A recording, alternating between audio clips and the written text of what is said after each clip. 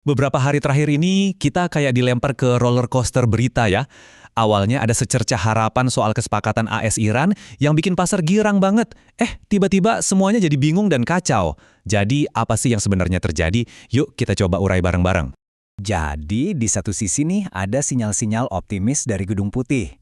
Tapi di sisi lain, Iran ngebantah keras dan situasi di laut malah makin panas. Nah, di pembahasan kali ini, kita akan coba bedah semua sinyal yang simpang siur ini buat cari tahu sebenarnya apa sih yang dipertaruhkan di sini. Oke, kita mulai ceritanya dari awal ya, dari sebuah gelombang optimisme. Jadi selama beberapa hari, Gedung Putih itu kayak ngasih kode-kode gitu, kalau ada terobosan besar yang bakal segera kejadian. Nih dengerin deh pernyataan dari Presiden Trump. Pernyataan kayak gini dan beberapa lainnya yang mirip itu langsung memicu harapan di seluruh dunia. Orang-orang berharap konflik yang udah jalan berminggu-minggu dan ganggu perdagangan global ini akhirnya bakal selesai juga. Dan ya, bisa ditebak dong, begitu kabar soal potensi damai ini muncul, dampaknya ke pasar keuangan global itu langsung kerasa dan dramatis banget. Coba deh lihat ini, reaksi investor tuh instan banget. Mereka kayak langsung pasang taruhan besar buat perdamaian.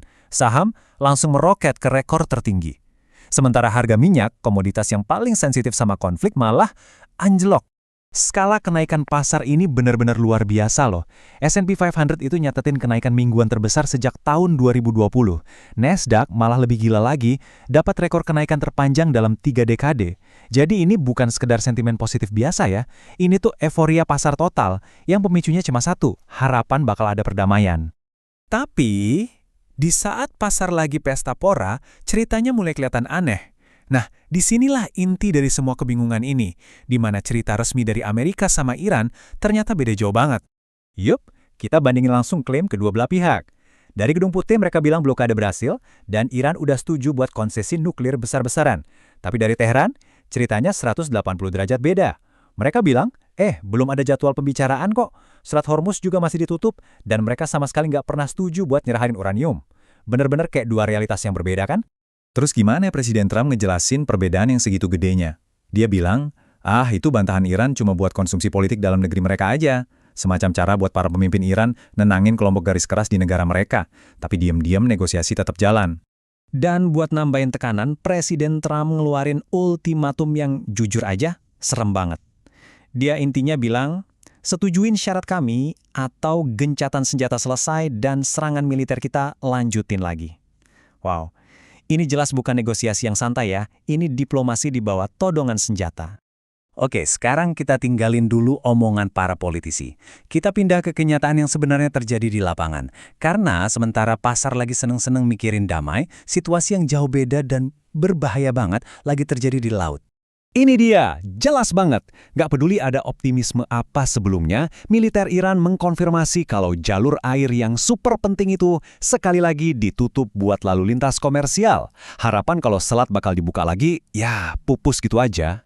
Dan ini nih, dampak kemanusiaannya. Coba bayangin, ada sekitar 20.000 pelaut yang terdampar. Mereka kejebak di kapal mereka sendiri, di salah satu jalur pelayaran paling berbahaya di dunia, dan gak tahu kapan bisa pulang. Situasi di laut ini makin tegang dari menit ke menit.